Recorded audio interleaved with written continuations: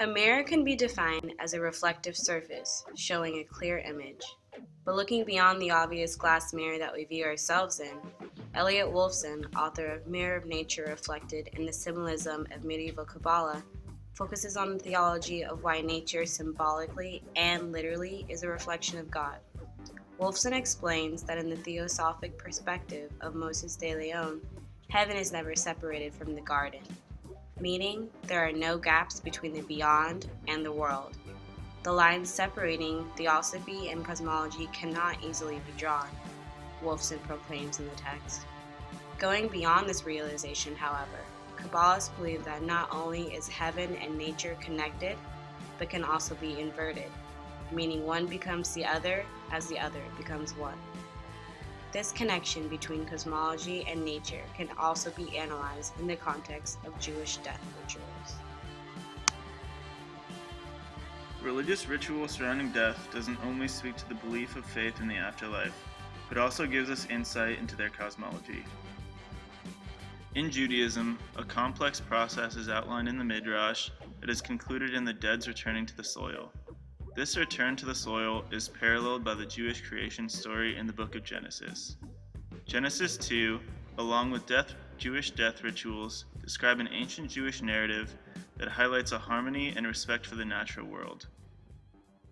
Certain denominations of Judaism have particular inclination towards green ethics. Hasidism is a Jewish Orthodox movement that began in the 18th century in the Ukraine. The sect is characterized by the joy in immediacy, its valuing of the uneducated peasant, and its penchant for stories about the common and the everyday, and how this inclination can provide the framework for a positive engagement towards nature. One example of this relationship is the I-thou. As interpreted by Martin Buber, a respected Jewish scholar, this relationship is the relationship between one's whole self with another. In contrast to an I-it relationship, this outlines a profound connection between people. He then asserts that this sadistic relationship can also be engaged with animals and even trees, fostering a deep connection with nature. In recent history, all denominations within Judaism have contributed to Jewish environmental thought.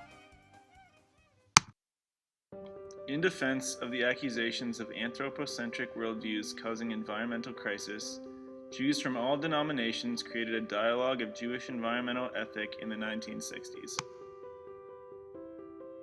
After this dialogue in the 1970s, Jewish organizations on environmental protection made their first debut. One of these early organizations was Trees for Vietnam, a Jewish organization that raised money to replant trees in Vietnam after the damage of Agent Orange. This organization gained support from many rabbis who opposed the Vietnam War.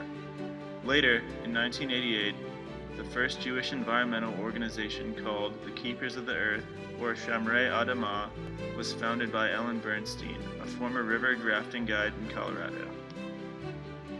Shamrei Adamah advocated and succeeded in the restoration and popularization of the minor Jewish holiday celebrating nature called Tu B'Shvat. Many other Jewish environmentalist organizations were created in the 1990s, and today there is a movement of Jewish environmentalists with a hopeful future.